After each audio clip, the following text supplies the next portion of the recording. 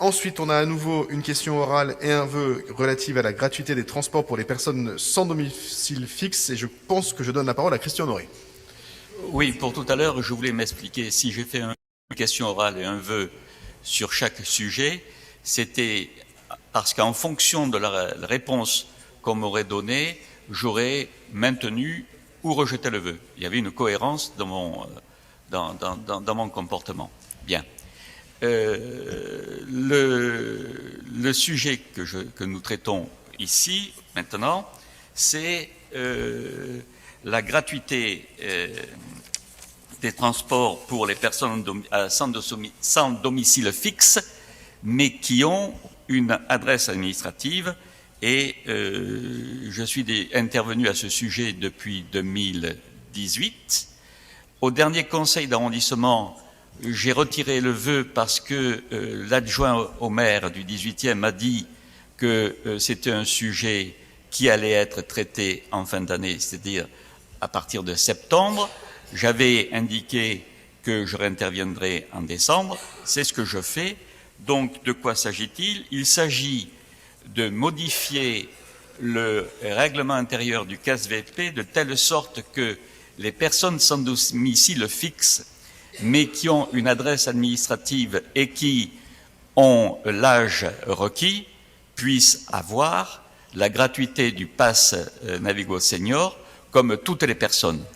Je dois vous dire que j'avais fait ce vœu lorsque, dans une structure, j'avais rencontré une personne âgée qui me disait qu'elle craignait chaque fois qu'à l'entrée de la métro de se faire contrôler, et elle était ensuite blessée du fait qu'elle n'avait pas les mêmes droits que les autres personnes dans son cas, c'est-à-dire qui sont assez âgées, et bien entendu, il y a des conditions de revenus, on n'en parle pas, ces personnes répondent à ces critères. Voilà, c'est la raison pour laquelle j'avais posé une question orale et un vœu. Donc, en fait, ce que je demande, c'est que, avec Pierre Bournazel, c'est que le règlement intérieur du CASVP soit modifié de telle sorte que les sans domicile fixe qui répondent aux conditions de domiciliation puissent avoir la gratuité des transports. Je vous remercie. Pierre-Yves Arnaud. Merci Monsieur Honoré pour cette interpellation, qui est une très bonne interpellation. Je vais redire tout mon soutien à cette proposition. Malheureusement, effectivement, nos travaux n'avancent pas assez vite, très clairement. Vous pouvez faire les bras au ciel si vous voulez, ils n'avancent pas assez vite. On gère en ce moment une petite crise Covid côté affaires sociales, et en plus, je rappelle aussi, nous sommes en train de refondre totalement les services sociaux à Paris, avec le Paris de l'Action sociale. Donc vous allez avoir une complémentarité fusion avec la DASES et le KSVP qui en ce moment est en plein ménage, en plein travail. Donc effectivement, nous n'avons pas encore avancé suffisamment sur la réforme des aides sociales, puisque comme je l'avais expliqué la dernière fois, le but de votre demande, qui était totalement prise en compte, donc pour moi il n'y a pas de sujet sur le fait que ça soit fait ou pas, ça sera fait, mais le but c'est de l'intégrer dans un paquet général de toute la réforme de l'aide sociale à Paris. Et qu'un SDF à Paris, domicilié, comme effectivement vous l'expliquez très très bien, ait le droit en fait à tout un ensemble de dispositifs intégrés. L'idée pour nous est en gros de proposer une sorte de package où le transport est un des atouts, mais il n'y aura pas que ça, les questions aussi de logement, les questions aussi de solidarité plus globalement, et donc l'idée d'arriver à fournir tout ceci. Voilà, donc effectivement, je vous l'avais dit la dernière fois, l'interpellation est bonne. De mon côté aussi, je vous l'avais dit, je la soutiens fortement, j'ai encore eu tout à l'heure différents cabinets pour le rappeler aussi que dans le 18e, nous sommes fortement attachés à ça, mais je reviens à l'interrogation précédente sur l'utilité des vœux.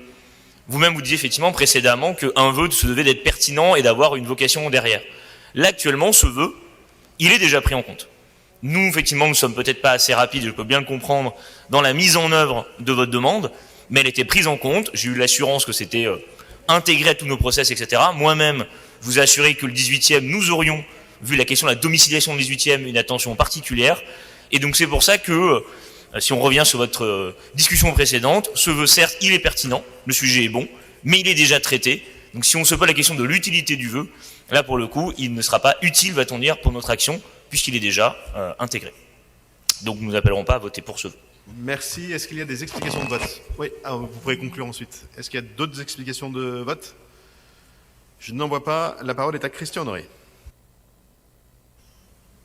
Donc, monsieur l'adjoint au maire, je vous signale quand même que c'est la 4e ou 5e intervention que je fais soit au conseil d'arrondissement, soit au conseil de Paris sur ce sujet. Si j'ai bien compris, vous voulez faire plus, et en voulant faire plus, donc vous faites, pour l'instant, il n'y a rien. Il n'y a rien. Et donc, si j'ai bien compris, vous me demandez de retirer ce vœu, ce que je vais faire. Je vais quand même vous demander, on va aller jusqu'à quand?